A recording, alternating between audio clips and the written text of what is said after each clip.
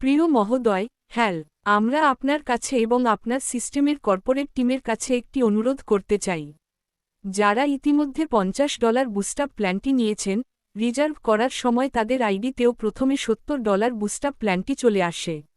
এটি সরানোর কোনো উপায় নেই, তাই আমাদের বারবার বুস্টআপ প্ল্যানটি নিতে হচ্ছে। সবাই হতাশ। যাদের ফান্ড কম, তাদের ফান্ডে মাত্র 60, 70 বা এমনকি $100 এর মতো কম টাকা আছে, এবং তারা ইতিমধ্যে বুস্টআপ প্ল্যানটি নিয়ে ফেলেছেন।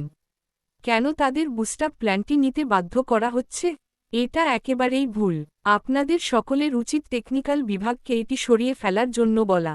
যারা এটি নিতে চায় না তারা নেবে না, যাদের প্রয়োজন তারা নেবে। এই ব্যবস্থাটি সম্পন্ন করুন, এটি বন্ধ করে দেওয়া হচ্ছে না। যারা ইতিমধ্যে বুস্টআপ প্ল্যানটি নিয়েছেন, তাদের এটি নেওয়ার অনুমতি দেওয়া হবে। এর কোনো প্রয়োজন থাকা উচিত নয়, বিল যোগ করা বা বন্ধ করারও একটি বিকল্প থাকা উচিত। অনুগ্রহ করে স্টিকারটি মনোযোগ সহকারে দেখুন। আমি আপনাকে এই বিষয়ে অবিলম্বে ব্যবস্থা নেওয়ার অনুরোধ করছি। আমাদের স্বল্প তহবিলের ব্যবহারকারীরা রিজার্ভেশন করতে পারছেন না। আমাদের সমগ্র ভারতীয় সম্প্রদায় ভোগান্তির শিকার হচ্ছে।